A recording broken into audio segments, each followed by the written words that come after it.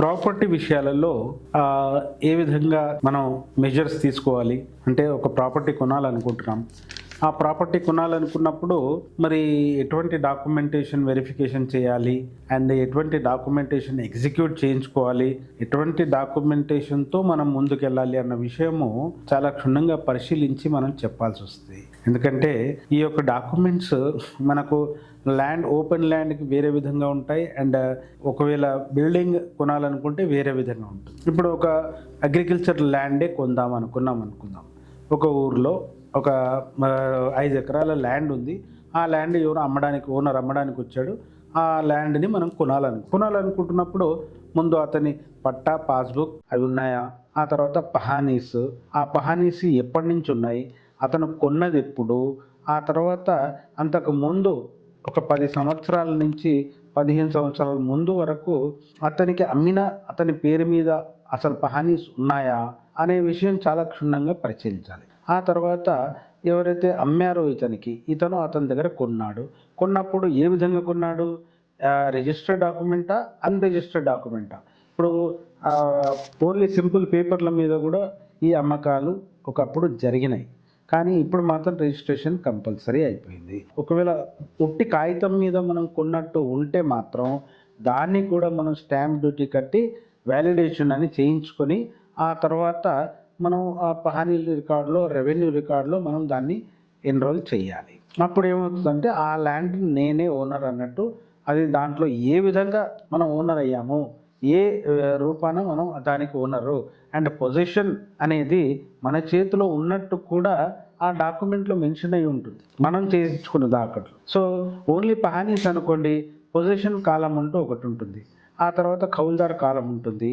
అట్లా ఆ కాలమ్స్లో ఎవరున్నారు అన్నది కూడా పరిశీలించవాలి. ఇప్పుడు ఒకవేళ మనం ఒక 10 ఎకరాల ల్యాండ్ కొన్నాము అనుకుందాం. పాత ఓనర్ దగ్గర, పాత పట్టేదారు దగ్గర మనం కొని రిజిస్ట్రేషన్ చేయించుకున్నాము. ఆ తర్వాత ఆ యొక్క ల్యాండ్ అతను సాగు చేయకుండా ఎవరికో కౌలుకి ఇచ్చి ఉంటాడు. ఎప్పుడో వాళ్ళ ఇంతకు ముందున్న ఓనర్ పట్టేదారు తరఫున కూడా ఇచ్చి ఉన్నాడు, కంటిన్యూ అవుతూ ఉంటాడు. తర్వాత కొన్నా కూడా అతన్ని చేంజ్ చేయకుండా, మార్చకుండా అదే కౌలుదారుని కంటిన్యూ చేస్తూ ఉంటారు. సో అలా కౌలుదారు కాలంలో అతను ఉన్నాడు అనుకున్నప్పుడు మీరు కంప్లీట్గా ఓనర్ కాలేరు. కాబట్టి ఆ యొక్క ల్యాండ్కి మీరు ఏదైతే టైటిల్ అన్నారో ఆ టైటిల్ని మీరు కంప్లీట్గా డిక్లేర్ చేసుకోవాలి అంటే ఆ కౌలుదారుని కూడా మీరు కన్సల్ట్ చేయాలి. ఎందుకంటే ఒకవేళ మీరు ఆ కౌలుదారికి ఒక సర్టన్ టైం అయిపోయిన తర్వాత ఆ కౌలుదారు కూడా అతని యొక్క రైట్ని ఆ యొక్క అగ్రికల్చర్ ల్యాండ్లో క్లెయిమ్ చేసే ఆస్కారం ఉంటుంది. అప్పుడు ఈ రెవెన్యూ అధికారులు కానీ, కోర్టు కానీ, రెవెన్యూ కూడా 38E సర్టిఫికేట్ ఆ కౌలుదారికి ఇష్యూ చేస్తుంది. 38E సర్టిఫికేట్ అంటే ఆ కౌలుదారికి 60% ల్యాండ్ అతని పేరు మీద వెళ్ళిపోతుంది, 40% ల్యాండ్ మాత్రమే ఓనర్ దగ్గర మిగిలిపోతుంది. సో అటువంటప్పుడు ఈ ఓనర్ పట్టేదారు ఎవరైతే అమ్మారో అతను చెప్పకుండా, తర్వాత రికార్డు మీరు చూడకుండా, మీరు ఓన్లీ వీళ్ళే ఓనర్లని నిర్ధారించుకొని మీరు కొన్నప్పుడు ఆ ల్యాండ్కి మీరు చేతులు జారుతాయి. కాబట్టి మీరు ఒక సీనియర్ లాయర్ని కానీ లేదా రెవెన్యూలో అన్ని నాలెడ్జ్ ఉన్న పర్సన్ని కానీ మీరు అతన్ని కన్సల్ట్ చేసి ఫలానా ల్యాండ్ పేపర్లు తీసుకొని మీరు అతనికి చూపించి ఆ యొక్క టైటిల్ని, ఓనర్షిప్ని ప్లస్ పొజిషన్ని, ఆ పహానీస్లో ఉన్న కాలమ్స్ని అన్నింటినీ కూడా క్షుణ్ణంగా పరిశీలించి, ఇప్పుడైతే దానికి తగ్గట్టు తెలంగాణలో ఇప్పుడు ధరణి అనేది మన కేసీఆర్ గారు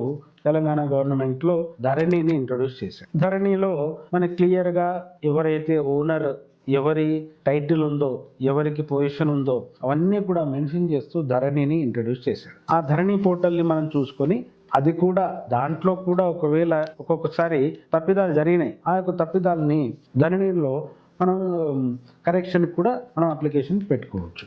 అలా ఓనర్ మనకు అమ్మినవాడు కానీ, ఆ తర్వాత వాళ్ళు కానీ, కొన్నవాళ్ళు కానీ ఆ యొక్క ధరణి పోర్టల్ని కూడా వెరిఫై చేసుకోవడం చాలా ఇంపార్టెంట్. ఆ తర్వాత ఆ యొక్క ఈ డాక్యుమెంటేషన్ మొత్తం అయిన తర్వాత ఇప్పుడు వాళ్ళు టోటల్గా టైటిల్ ఓనర్స్ అవుతారు.